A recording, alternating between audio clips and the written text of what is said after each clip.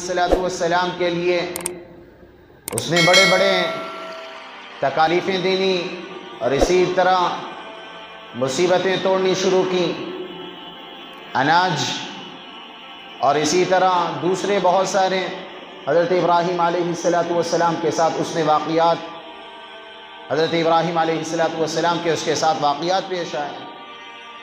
اور پھر اللہ تعالیٰ نے جب حجت تام ہو گئی کہ قوم نہیں مانتی اور اسی طرح گھر والے نہیں مانتے، کہا انی ذاہب الی ربی سیہدین، تو کہنے لگے کہ میں یہاں سے ہجرت کروں گا، اللہ مجھے صحیح راہ دکھائے گا اور صحیح علاقہ دکھائے گا جہاں پر آرام سے اللہ کی عبادت کریں گے اور دعوت و تبلیغ کا کام انجام دیں گے۔ پھر وہاں سے نکل گئے حضرت ابراہیم علیہ السلام۔ اب کہتے ہیں کہ جہاں سے حضرت ابراہیم علیہ السلام کا گزر ہو رہا تھا تو سب سے پہلے انہوں نے کنعان میں وہاں پر قیام کیا۔ وہاں چند دن قیام کرنے کے بعد کہتے ہیں کہ وہاں قحط سالی شروع ہو گئی۔ جیسے ہی قحط سالی شروع ہوئی پھر وہاں سے انہوں نے سفر کیا حضرت ابراہیم علیہ السلام۔ اب سفر کر رہے ہیں تو مصر کے علاقے سے گزر ہو رہا حضرت ابراہیم علیہ السلام اور ساتھ میں حضرت سارہ علیہ السلام ہیں، بڑی خوبصورت خاتون ہیں۔ کہتے ہیں روایت میں آتا ہے کہ دنیا میں خوبصورت عورتوں میں اگر شمار کیا جائے سب سے خوبصورت عورت دو، ایک حضرت سارہ ہیں اور ایک حضرت اماں حوا ہیں اور دوسری ان کے بعد حضرت سارہ، اتنی خوبصورت حضرت سارہ۔ اور مردوں میں اگر کسی کی خوبصورتی کو شمار کیا جائے تو حضرت یوسف علی نبینا علیہ السلام بڑے حسین و جمیل، اور عورتوں میں اماں حوا اور دوسرے نمبر آتی ہیں حضرت سارہ، بڑی خوبصورت ہیں۔ اور جس ملک سے گزر رہے ہیں وہ ملک مصر ہے، وہاں کا جو بادشاہ ہے وہ بڑا ظالم بادشاہ ہے، بڑا نکما اور نالاق بادشاہ تھا، اور اس کا نام بھی، اس کا لقب بھی فرعون تھا۔ حضرت موسیٰ علیہ السلام کے زمانے کا فرعون الگ ہے اور حضرت ابراہیم علیہ السلام کے زمانے کا فرعون الگ ہے۔ یعنی ملک مصر میں جو بھی بادشاہ جس کا بھی تسلط ہوتا تھا اس کو فرعون کے لقب سے نوازتے، نام الگ ہوتا تھا لیکن جو بادشاہ کا جو لقب تھا وہ فرعون تھا، مصر کے بادشاہ کا لقب۔ تو مخبروں نے خبر دے دی کہ بادشاہ تیرے علاقے سے ایک جوڑا گزر رہا ہے جس کی جو عورت ہے وہ بڑی حسین و جمیل ہے۔ وہاں کا وہ اس بادشاہ کی بدنیت تھی، اس نے حضرت ابراہیم علیہ السلام کو سب سے پہلے دربار میں حاضر ہونے کے لیے کہا۔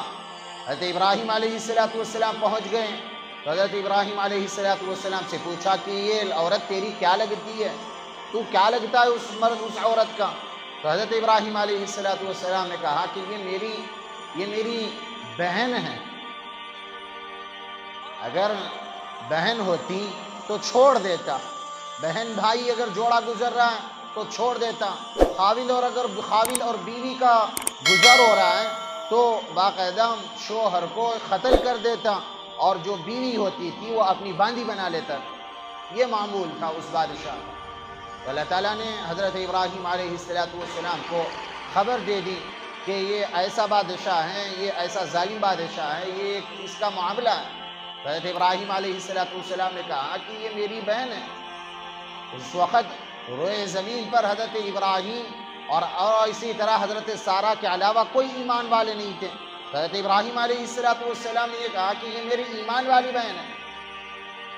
تو پھر اس کے بعد وہاں سے چلے گئے اور سارہ سے کہا کہ میں نے یہ باتیں کی ہیں، جب بادشاہ تجھ سے پوچھے تو بتا دینا کہ میرے بھائی ہیں۔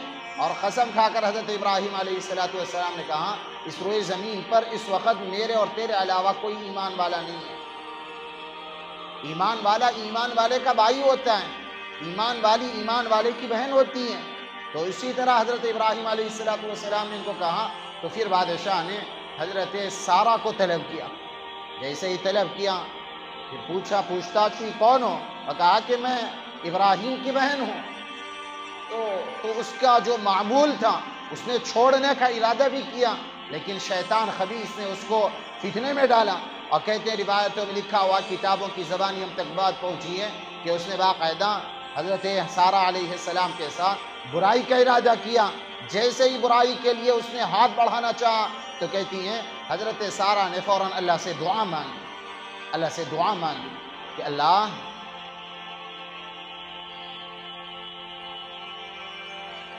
میں تیرے خلیل کی امانت ہوں کہ میں نے صرف تیرے خلیل کے علاوہ کسی کو اپنی عزت میں نے اپنے خلیل کے لیے ہبہ کی ہے. میری عزت کو تو محفوظ فرما. میں نے خاندار چھوڑا, میں نے قریش قبیلہ چھوڑا, میں نے سارا علاقہ چھوڑا ہے, میں اپنے شوہر اپنے خاوند کے ساتھ آئی ہوں. اولا یہ میں تیرے خلیل کی امانت ہوں.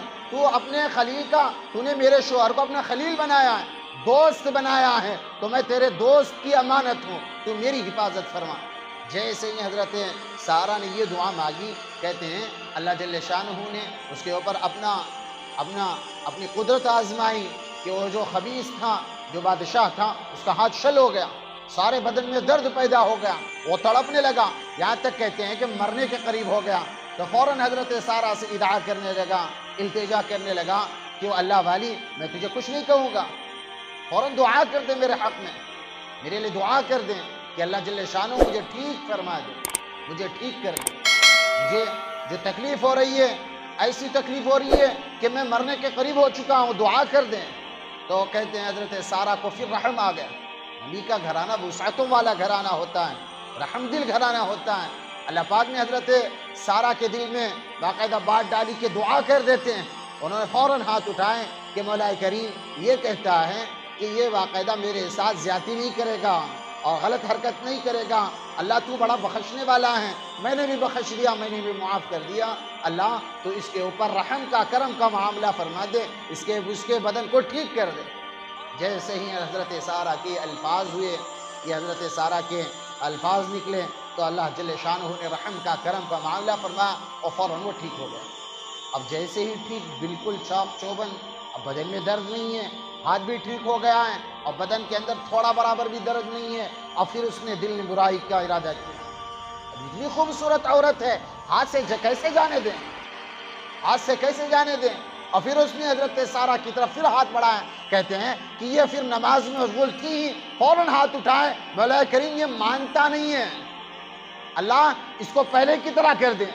فوراً ہاتھ شل ہو گیا. پھر دوسری مرتبہ پھر کہتے ہیں روایتوں میں آتا ہے بدن میں درد پیدا ہو گیا کہ مرنے کے قریب ہو گیا. پھر وہ آہو بکا کرنے لگا اور کہنے لگا کہ وہ اللہ والی اب تو قسم کھاتا ہوں میں کچھ نہیں کروں گا. اور پھر انہوں نے اللہ حضرت سارہ نے پھر ہاتھ اٹھا دیے. 2-3 مرتبہ یہی معاملہ پیش آیا, یہی معاملہ پیش آیا. نبی کا گھرانہ وسعتوں والا گھرانہ ہوتا ہے. ایمان والی عورت جو ہے وہ باقاعدہ اپنی عزت کی حفاظت کرتی ہے, عزت کی حفاظت کرتی ہے. آج کی عورت کی طرح نہیں ہے. عزت کو باقاعدہ وہ اپنی عزت کو دکھاتی پھرتی ہے, بناؤ سنگار کر کے. عزت کو باقاعدہ کوئی لوٹ لے ایسے اپنے آپ کو بنا کے چلتی ہے. اللہ حفاظت فرمائے ایسے عورتوں سے. اللہ کے حبیب نے فرمایا قیامت کے دن ایسی عورتیں پیدا کی جائیں گی, ایسی عورتیں ہوں گی, ایسی عورتیں رب کاسیات عاریات مائلات, کہ تنگ لباس پہنیں گی, چست لباس پہنے گی, وہ کپڑے پہن کر بھی ننگی ہوں گی, اپنے طرف مردوں کو مائل کریں گی. آج ہو رہا نہیں ہو رہا ہے, بالکل ہو رہا ہے. جاؤ شادی خانوں میں اور اسی طرح فلم ہالوں میں اور اسی طرح رسم و رواج میں عورتیں اتنا تنگ لباس پہن کے اور اسی طرح میک اپ کر کے, پاؤڈر لگا کے, اسنو پاؤڈر لگا کے اور اسی طرح اپنے آپ کو بناؤ سنگار کر کے اور مردوں کے سامنے کھلے بال چھوڑ کے آتی ہیں. یہ ایمان والی عورت ہے. ایمان والی عورت تو وہ تھی حضرت سارہ, اور اسی طرح ایمان والی عورتیں صحابیات تھیں. یہ ہماری ایمان والی عورتیں ایسی کیسی پیدا ہو گئی. میری ماں اور میری بہن, یہ زندگی اللہ والی زندگی نہیں ہے, یہ رسول اللہ والی زندگی نہیں ہے. یہ اماں عائشہ اور اماں فاطمہ کو باقاعدہ ان کی زندگی گزارنے والی عورتیں آج کی نہیں ہیں. اور چند ہیں, وہ 100 میں سے 5% بھی نہیں ہوگی جو ٹھیک سے نمازیں پڑھتی ہوں, جو ٹھیک سے ذکر کرتی ہوں, قرآن کی تلاوت کرتی ہوں اور اپنی عزت کی حفاظت کرتی ہوں.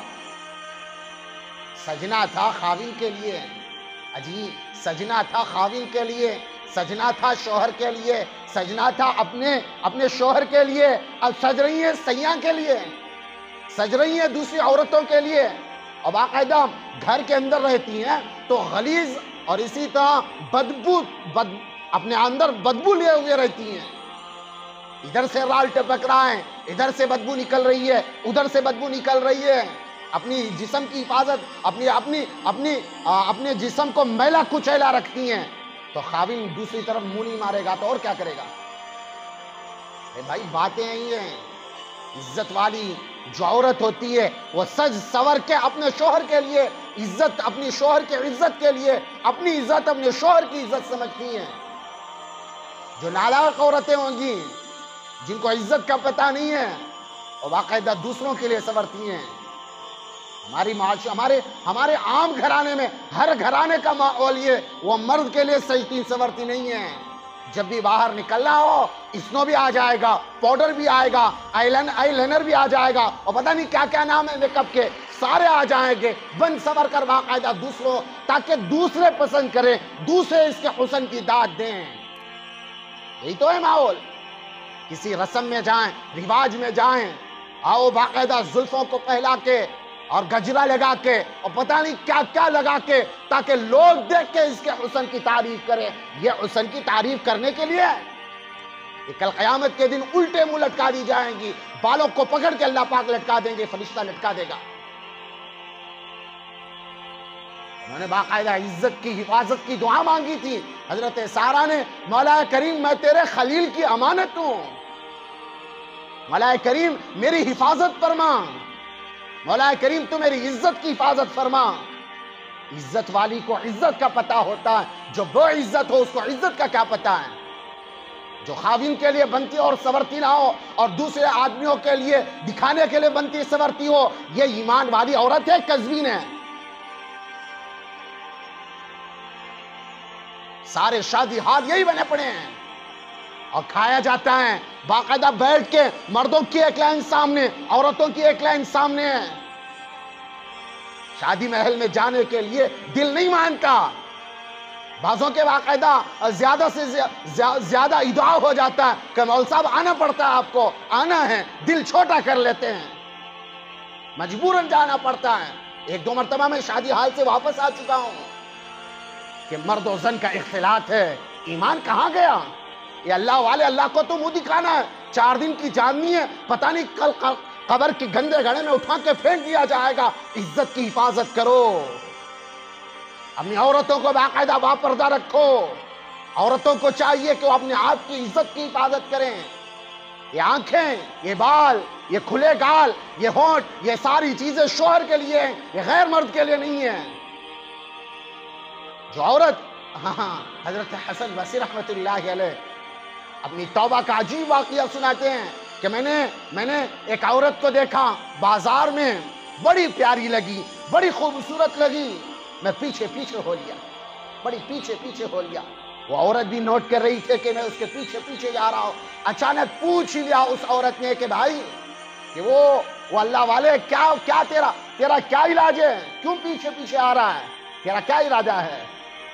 کہا ہاں کہ تو نے میرے دل کو بھا چکی ہے، تو مجھے پسند آ گئی ہے۔ کہا کہ میرے جسم میں کون سی چیز تجھے پسند آئی ہے؟ کہا کہ تیری آنکھیں بڑی خوبصورت ہیں، بڑی خوبصورت آنکھیں ہیں۔ میں کہا ابھی تھوڑی دیر ٹھہرو، ہم تمہیں تحفہ دے کے بھیجتے ہیں، اب یہ چلی گئی گھر۔ حسن بصری رحمت اللہ علیہ کھڑے ہوئے ہیں، دل خیال کر رہے ہیں کہ اب تو محبت کا پیغام آئے گا، اب تو محبت کا تحفہ آئے گا۔ اسی خیال میں کھڑے ہوئے بازار میں وقت گزر گیا کافی، تو کہتے ہیں کہ ایک عورت آئی بند تھال لے کر، اوپر بچھی ہوئی ایک پیالی لے کر آئی، اور آ کے انہوں نے کہا کہ بھائی یہ لے لو، ہماری مالکہ نے آپ کے لیے تحفہ بھیجا ہے۔ جب حضرت حسن بصری رحمت اللہ علیہ نے کھول کے دیکھا تو اس اللہ والی کی آنکھیں تھی اس کے اندر، اس نے آنکھیں چاقو سے نکال کے اس کے اندر ڈال دی تھی، پلیٹ میں ڈال دی تھی اور اسی طرح تحفے میں پیش کر دی۔ اب یہ اللہ والے گئے، یہ حضرت حسن بصری نے زارو خطار رونے لگے حضرت حسن بصری کہ اتنا بڑا قدم اٹھانے کے لیے تو میں نے کہا. اب سیدھا گھر گئے. گھر جانے کے بعد کہتے ہیں باہر سے کھڑے ہو کر اللہ والی اجازت آواز دے رہے ہیں کہ اتنا بڑا قدم اٹھانے کے لیے تو نہیں کہا, میں نے تو یہ کہا تھا کہ مجھے تیری آنکھیں بھاگ گئی ہیں, تو نے یہ کیا کر دیا. وہ اندر جو عورت تھی جنہیں آنکھیں نکال کے بھیجی تھی, اس نے حضرت حسن بصری کو جواب دیا, حسن بصری یہ آنکھیں تجھے پسند آئی ہیں, تو نامحرم ہے. یہ آنکھیں اللہ رب العزت کا کیسے دیدار کرے گی؟ یہ جس کو غیر محرم پسند کر لے وہ آنکھیں کل اللہ کے نبی کا اور اللہ کا کیسے دیدار کریں گی؟ آئی لائنر لگاؤ, گالوں کو باقاعدہ پالش کرو, ہونٹوں کی پالش کرو, اور بال کو سوارو, گجرا لگاؤ, اور غیر محرموں کے سامنے کھلے معابہ چست لباس پہن کے جا کے بیٹھ جاؤ, اور ہنسی مذاق کے ساتھ کھاؤ. کوئی ادھر سے چھیڑ رہا, کوئی ادھر سے چھیڑ رہا, تو کس کے لیے پسند ہونے کے لیے یہ سارا ناٹک کر رہی ہے؟ عزت والی ہوتی ہے ایمان والی عورتیں جنہوں نے اللہ اور اس کے رسول کے نام پر جان دینا زندگی کا مقصد بنایا ہوتا, وہ اللہ والی ہوتی ہے. یہ آج کی اللہ والی ہیں. حاجی مول صاحب, ہم نے پردے کا نظم کیا, خاک پردے کا نظم کیا, تم نے خاک پردے کا نظم کیا. ادھر سے وہ لائن مار رہا, ادھر سے یہ لائن مار رہی ہے, آنکھوں میں آنکھیں اشارے ہو رہے ہیں, اور لات مار دو ایسے. ایک نکاح ہو رہا ہے, یہ عزت والا نکاح ہو رہا ہے, سنت کو ادا کیا جا رہا ہے حرام کاری کے ساتھ. اتنا سخت بولنے پر ہمارے معاشرے نے مجبور کیا ہے. جب نہ جاؤ تو منہ ٹیڑھا ہو جاتا ہے, جب نہ جاؤ دل چھوٹا ہو جاتا ہے, پھر بات تک نہیں کرتے. اللہ کو منہ دکھانا ہے. عزت کے ساتھ باقاعدہ پردوں کا لحاظ کرتے ہوئے شادیاں کرو. میں نہیں منع کرتا کہ بھائی مہمان ہیں, یہ ہیں, وہ ہیں, لیکن عورتوں کو بھی چاہیے, مردوں کو بھی چاہیے باقاعدہ قل للمؤمنین یغضوا من ابصارہم وقل للمؤمنات یغضضن من ابصارہن ویحفظن فروجہن. آنکھوں کی حفاظت کریں, اور اسی طرح اپنے حسن کی حفاظت کریں, اور اپنے بناؤ سنگار کی حفاظت کریں. بناؤ سنگار کرنا ہے شوہر کے لیے. شوہر کے علاوہ جو عورت دوسروں کے لیے باقاعدہ بناؤ سنگار کر کے خوشبو لگا کے گلیوں میں اور کوچوں میں گزرتی ہے, وہ خوشبو اگر کسی نامحرم نے سونگھ لیا تو اس نے اس کے ساتھ زنا کیا ہے. آنکھیں زنا کرتی ہے, کان زنا کرتے ہیں, زبان زنا کرتی ہے. جو مرد باقاعدہ اس عورت کو جتنے مردوں نے دیکھا, اللہ کے نبی نے فرمایا اس نے ان کے ساتھ زنا کیا ہے. اب یہ زانیہ بن کے زندگی گزارے تو اس کے اعمال کیسے قبول ہوں گے؟ بہرحال عزت والی جو عورت ہوتی ہیں وہ اپنی عزت کی حفاظت کرتی ہیں. جو بے عزت ہو جائے اس کو عزت کا پتہ کیا ہوتا ہے. اس لیے میری بھائی, میری بہن, اللہ کا واسطہ زندگی اعمال والی گزاریں. حضرت ابراہیم علیہ السلام کی اہلیہ نے پیغام دیا, دعائیں مانگی رب سے کہ اللہ میری عزت کی حفاظت کر. آج تو عزت کی حفاظت نہیں, عزت لٹانے کے لیے باقاعدہ بن سور کے نکلا جاتا ہے, اور باقاعدہ ڈھڈورا پیٹا جاتا ہے کہ حجاب ہے, یہ ہے, وہ ہے, کوئی بھی ڈھونگ رچایا جاتا ہے. تو بہرحال حضرت ابراہیم علیہ السلام نے بھیج دیا بادشاہ کے دربار میں, دعا کی. اس نے ظالم نے ہاتھ بڑھانا چاہا, شل ہو گیا. دوبارہ, تبارہ, سہبارہ, 3 مرتبہ جب ہو گیا تو اس نے خادموں کو کہہ دیا کہ تم کس جنات کو پکڑ کر لائے ہو, کس شیطان کو پکڑ کر لائے, کس جنیا کو پکڑ کر لائے ہو. یہ جب ہاتھ اٹھاتی ہے میرے درد میرے ہاتھ میں, میرے پیر میں, اور اسی طرح سارے بدن میں درد پیدا ہو جاتا ہے. وہ اعتراف کر لیا کہ یہ جن نہیں ہے, یہ اللہ والی ہیں. اس کا تعلق اللہ سے جڑا ہوا ہے. ہماری عورتوں کا تعلق فلموں سے جڑا ہوتا ہے, ہماری عورتوں کا تعلق سیریلوں سے جڑا ہوتا ہے, ہماری عورتوں کا تعلق ایک سیریل کے ناموں سے جڑا ہوتا ہے, حرام خوروں کی فلموں سے اور گانوں سے جڑا ہوتا ہے. اس وقت کی اللہ والیوں کا تعلق رب سے جڑا ہوتا تھا, اور رب نے باقاعدہ مدد کی. اور کہتے ہیں کہ حضرت سارہ نے جب 30ویں مرتبہ دعا کی, اچھا ہو گیا. اس نے باقاعدہ حضرت سارہ کو کہہ دیا کہ چلی جاؤ یہاں سے, اور خادم بھی دے دیے, اور اسی طرح اور جو اس کے خدام تھے اس کو حکم دیا کہ اس کے ساتھ بکرے دے دو اور اسی طرح اونٹ گائے دے دو، اور اپنی بیٹی تھی حضرت ہاجرہ، نیک صفت عورت تھی، ابھی جوان نہیں ہوتی، بالکل نو عمر لڑکی تھی، ان کو بھی دے دیا، جاؤ اس لڑکی کو ساتھ رکھو، یہ لڑکی تیری خدمت کرے گی، یہ تیری خدمت کرے گی۔ چلو خدمت کرنے کے لیے حضرت سارہ کو بھیجا، ہیلا بہانہ بنا کے اماں ہاجرہ کو وہاں پر لینے کے لیے۔ پھر کہتے ہیں وہاں سے نکل آئے، اور یہاں تک روایتوں میں لکھا ہوا ہے جیسے حضرت سارہ بادشاہ کے پاس گئی، حضرت ابراہیم نماز کے لیے مشغول ہو گئے۔ اللہ نے باقاعدہ پردے ہٹا دیے کہ بادشاہ اور سارہ کے درمیان کیا معاملہ ہو رہا ہے، سارہ دیکھیں۔ اپنے نبی کے دل کو باقاعدہ یقین دلانے کے لیے، اپنے نبی کے دل کو مضبوط کرنے کے لیے کہ ہم تیری عزت کی ایسی حفاظت کرتے ہیں، آنکھوں کے سامنے سے پردہ ہٹا دیا۔ حضرت ابراہیم علیہ السلام نماز پڑھ رہے تھے، حضرت سارہ آئی، سارے بکرے ہیں، اونٹ ہیں، گائے ہیں، اور ساتھ میں خادمہ بھی ہیں، تو اشارے سے کہا کیا بنی؟ انہوں نے کہا کہ اللہ نے میری امن و امان حفاظت فرمائی ہے، میری حفاظت فرمائی ہے۔ پھر کہتے ہیں وہاں فوراً نکل گئے۔ اب نکلے، پھر وہاں سے نکل کے پھر شام چلے گئے۔ شام جانے کے بعد کہتے ہیں وہاں زندگی گزر رہی تھی، حضرت سارہ جوان ہو گئی، بڑی ہو گئی، اب حضرت ہاجرہ بڑی ہو گئی، جوان ہو گئی۔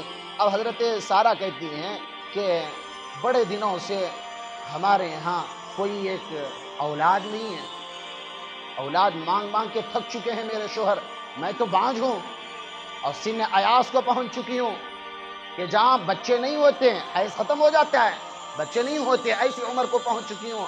اب یہ جو میری باندی ہے یہ جوان ہے، ہو نہ ہو اللہ پاک اس کے ذریعے ہماری گود کو ہری کر دے۔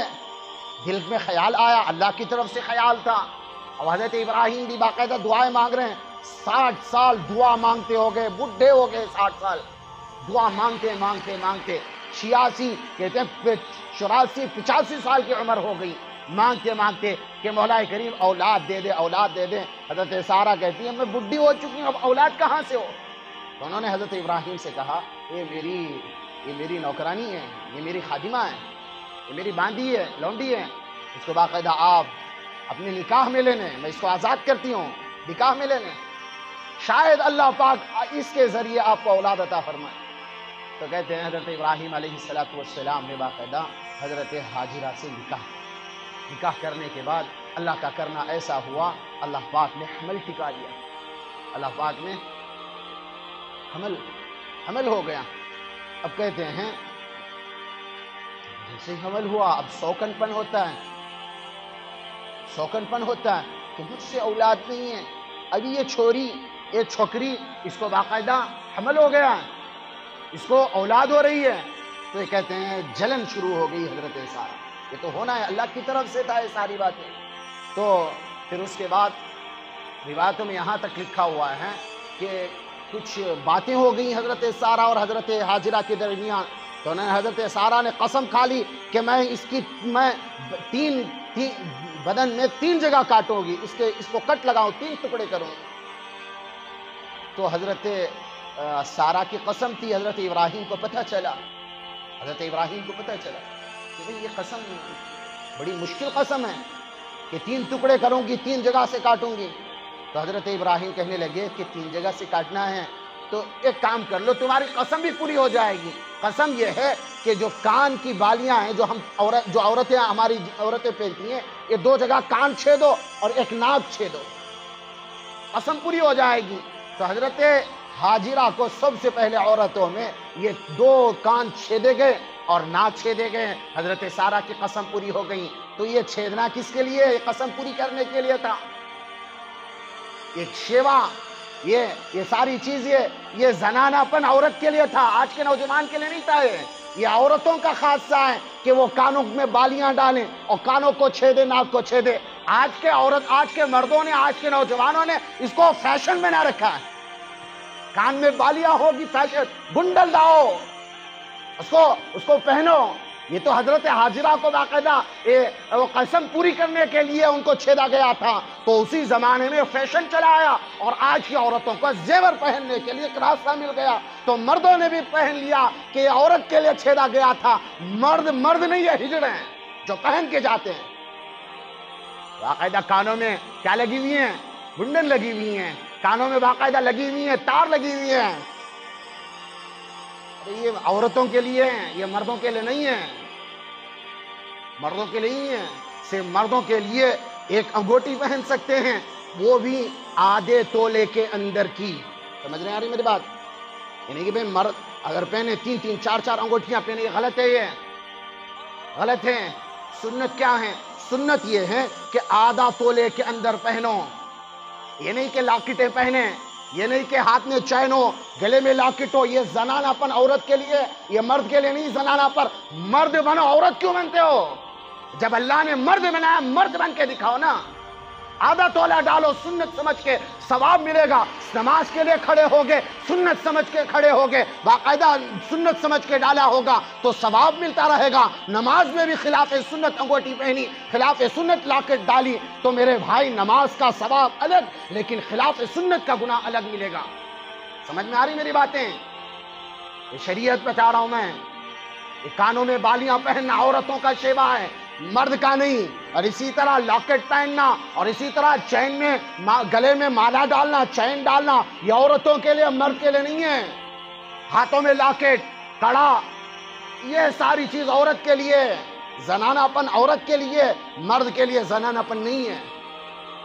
تو بہرحال حضرت حاجرہ کی قسم پوری، حضرت سارہ کی قسم پوری ہو گئی، اور پھر اللہ تعالیٰ نے حضرت حاجرہ کی گود بھری کر دی، اور حضرت اسماعیل علیہ السلام کی پیدائش ہو۔ حضرت اسماعیل کی پیدائش ہوئی، چند دن کا بچہ ہے، تھوڑے دن کا بچہ ہے۔ لوگوں نے کہا، عورتوں نے کہا، خاندان والوں نے کہا، علاقے والوں نے کہا، اجی دیکھو جی، یہ جو بڑی ہے یہ بانجھ ہے، اس کی جو چھوٹی والی ہے اس کی گود ہری ہو چکی ہے۔ اب یہ تانے دینے شروع کیے لوگوں نے، یہ سوکن، یہ عورتیں، اللہ حفاظت فرمائے۔ بچہ دینے والا کون ہے؟ مرد دیتا ہے یا اللہ دیتا ہے؟ ارے بولو نا، اللہ دیتا ہے۔ جس کو دے دے بچے ہی دے دے، او یزوجہم ذکرانا و اناسا، جس کو چاہے مرد بچے دے دے، جس کو چاہے عورت بچے دے دے، اور جس کو چاہے او یزوجہم ذکرانا و اناسا ویجعل من یشاء عقیما، جس کو چاہے بانجھ کر دے۔ یہ اللہ کے ہاتھ میں ہے۔ ہزار تمہارے اسپم ہو، یہ ہو وہ ہو، ڈاکٹروں کی طبی معائنے ہو، رپورٹیں اچھی ہیں، نارمل ہیں، سب ہیں، مرد کا بھی ٹیسٹ ہو گیا، عورت کا بھی ٹیسٹ ہوگا، لیکن بچہ نہیں ہو رہا۔ کیوں؟ کہ بچہ اوپر سے آتا ہے، ڈاکٹروں سے، دوائیوں سے بچے نہیں آتے۔ سمجھ میں آ رہی میری بات؟ جس کے حق میں اللہ نے لکھ دیا کہ اس عورت کو بچہ ہونا ہے، بیٹی ہونا ہے، بیٹا ہونا، اللہ کی طرف سے ہوتا ہے۔ ان عورتوں کی، ان بڈھیوں کی اور ان بڈھوں کی باقاعدہ تانے سن کے وہ ڈپریشن کا شکار ہو جاتی ہیں عورتیں۔ ایک سال میں بچہ نہیں ہوا، اجی یہ ہوا وہ ہوا۔ اب جب اللہ نے اس کے مقدر میں نہیں لکھا تو یہ ساس کہنے والی، یہ ساس کہی جانے والی، اس کا جینا دوبر کر جاتی ہے، جینا دوبر کر دیتی ہے۔ اس کی کیا غلطی ہے بیچارے کی؟ میرے بھائی، یہ دین نہیں سکھاتا، یہ اللہ اور اس کے رسول کا دین نہیں سکھاتا۔ عزت دینے والا، ذلت دینے والا، بچے دینے والا، بچیاں دینے والا، بانجھ بنانے والا یہ اللہ ہے۔ تو باقاعدہ اس زمانے کی عورتوں نے حضرت سارہ کو تانے دیے، یہ بڑی بڈھی بانجھ ہے، یہ چھوکری باقاعدہ گود ہری ہو گئی۔ تو حضرت ابراہیم سے سارہ کہنے لگی کہ سوکن پن تو آ چکا تھا، کہنے لگی کہ اس کو میری نگاہوں سے دور کرو، میں اس کو اپنے گھر میں، اپنے آنگن میں، اپنے علاقے میں دیکھنا نہیں چاہتی، اس کو کہیں دوسری جگہ لے کے جا کے بساؤ۔ اب جیسے ہی یہ بات نکلی حضرت سارہ کی زبان سے تو حضرت ابراہیم سوچ میں پڑ گئے کہاں لے کے جاؤں؟ تو فوراً حضرت جبرائیل امین بھی اتر گئے، وہ کہنے لگے کہ یہ جو کہتی ہے یہ کرو، یہ اللہ کا حکم ہے، یہ ایسے ہی نہیں کہہ رہی ہیں، یہ اللہ کا حکم ہے، کرو اس کو، لے کے چلو۔ شیرخوار بچہ، چند دن کا بچہ ہے، دودھ پیتا بچہ، جوان خوبصورت عورت ہے۔ اللہ نے 84 سال کے بعد، 60 سال کی دعاؤں کے بعد اللہ نے بچہ دیا۔ اللہ نے اولاد دی، اللہ نے بیوی کی گود ہری کی، بڑی بیوی سے نہ ہوا، چھوٹی بیوی کو اللہ پاک نے گود ہری کی، اب کہاں لے کر جاؤں، کہاں سے الگ کروں؟ حضرت جبرائیل کہنے لگے اللہ کا حکم ہے، کہاں جانا ہے، کہاں جانا ہے، کہاں لے کر جانا؟ حضرت ابراہیم نے پوچھا کہاں لے کر جانا ہے؟ تو حضرت جبرائیل نے کہا کہ اللہ جہاں کہیں گے وہاں لے کر جانا ہے۔ تو کہتے ہیں کہ حضرت ابراہیم علیہ السلام کو اللہ کی طرف سے حکم ہوا نکلنا ہے۔ تو حضرت جبرائیل علیہ السلام باقاعدہ اونٹنی پر سوار ہو کر آئے ہیں۔ ایک بات یہ بھی ہے کہ حضرت جبرائیل سواری میں باقاعدہ ڈرائیور بن کے گئے ہوں، انسانی شکل میں آئے ہوں، اونٹنی پر سوار ہوں، اور حضرت ابراہیم کا ایک قافلہ اور حضرت جبرائیل آگے آگے چل رہے ہیں۔ اب چلنا شروع کیا تو کہتے ہیں کہ 1500 کلومیٹر کا سفر کیا۔ کتنا بھائی؟ چل رہے ہیں، شام سے لے کر چل رہے ہیں، دنوں دن میلوں میل کا فاصلہ طے کر دیا، 1500 کلومیٹر کا سفر طے کیا۔ اب طے کرنے کے بعد ایک جگہ آئی، کالے کالے پہاڑ، انسان نام کی کوئی چیز نہیں ہے، انسان، جنات، چرند پرند درند، جمادات، نباتات، کوئی چیز نہیں ہے، کالے کالے پہاڑ ہے، ریزہ کوئی نہیں ہے، پتھریلی والی زمین ہے، گھاس تک اگنے کا نام نہیں ہے۔ ایسی جگہ حضرت جبرائیل نے کہا کہ یہاں رکو، چھوڑو یہاں پر اپنی بیوی بچے۔ حضرت ابراہیم چوکنا ہو گئے، یہاں جنگل بیابان، انسان نام کی کوئی چیز نہیں، ایسی جگہ چھوڑوں؟ اور پھر کہتے ہیں کہ حضرت ابراہیم علیہ السلام ایک لفظ، جتنے بھی پہلے گزرے امتحانات، ایک لفظ نہیں پوچھا تھا حضرت ابراہیم علیہ السلام نے کہ آگ میں جا رہے ہیں، کہہ رہے حسبنا اللہ ونعم الوکیل۔ آگ بجھانے کا فرشتہ، بارش کا فرشتہ آتا ہے، کہتا ہے کہ ابراہیم میری ضرورت ہے، اور کہا کہ حسبنا اللہ، میرے لیے میرا اللہ کافی ہے، میرا اللہ دیکھ رہا ہے آسمانوں سے بیٹھ کے، وہ حاضر و ناظر ہے، وہ سب جگہ موجود ہے، وہ دیکھ رہا ہے کہ میں کہاں جا رہا ہوں۔ حضرت جبرائیل آئے کہ خلیل اللہ، میں کوئی مدد کر سکتا ہوں کہ اس آگ کو بجھا دوں؟ کہنے لگا حسبنا اللہ، تجھے اللہ نے بھیجا یا تو خود آیا؟ اور کہنے لگے مجھے اللہ نے نہیں، میں خود آیا ہوں، اللہ نے نہیں بھیجا۔ تو کہنے لگے میرا اللہ بیٹھا ہوا ہے، دیکھ رہا ہے۔ اس وقت ایک لفظ نہیں کہا تھا، اللہ نے ڈائریکٹ آپ کو حکم دیا تھا، بہت سارے امتحانات کے گزارا۔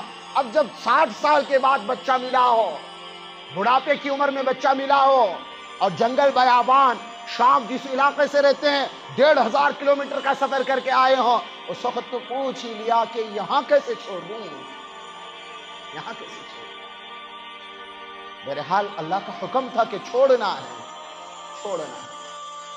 چھوڑ دیا۔ اب الٹے پاؤں بات بھی نہیں کر رہے ہیں، اللہ کا حکم ہے بات تک نہیں کرنا، زبان سے ایک لفظ نہیں نکالنا ہے، اور الٹے پاؤں مڑنے لگے، الٹے پاؤں۔ جیسے ہی الٹے پاؤں مڑے ہیں تو پیچھے چلتے چلتے یہ بیوی، اب وہ خیال آیا، بچے کو وہاں پہ نیچے رکھا، اور کہنے لگی کہ کہاں جا رہے ہو؟ یہ بول رہی ہیں، یہ جواب نہیں دے رہے، یہ بول رہی ہے، جواب نہیں دے رہے۔ اب یہ چل رہے ہیں، یہ پیچھے پیچھے بھاگے بھاگے آ رہی ہو۔ ارے عزت والی جو ہوتی ہے، اس کو اپنی عزت کی حفاظت کرنے کا باقاعدہ سوچتا ہے کہ شوہر کل کائنات ہوتی ہے۔ ایسے پتھریلی علاقے میں نہ انسان ہے، نہ جنات ہے، چرند ہے، پرند ہے، نہ پانی ہے، نہ کوئی چیز ہے، کھانے پینے کی کوئی چیزیں نہیں، ایسی جگہ چھوڑ کے چلا جائے تو میرے بھائی کیا قربانیاں دی ہوگی حضرت ابراہیم؟ سوچنے کی بات ہے۔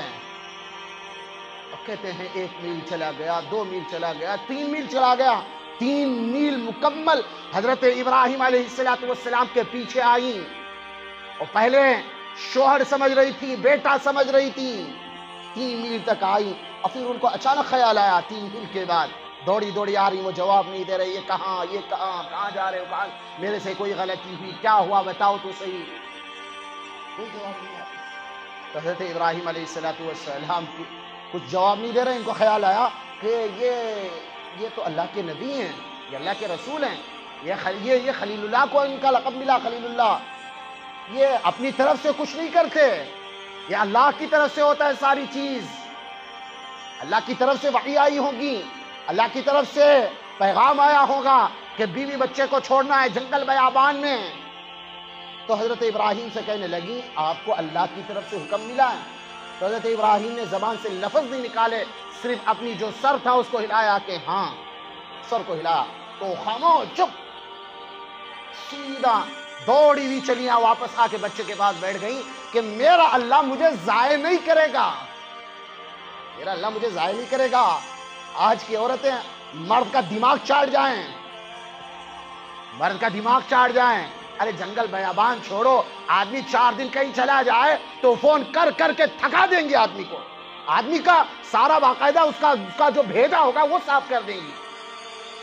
حضرت ابراہیم، حضرت اسماعیل کی والدہ حضرت ابراہیم کی گھر والی کہنے لگی کہ ہمارا اللہ ہمیں ضائع نہیں کرے گا، اللہ ضائع نہیں کرے گا۔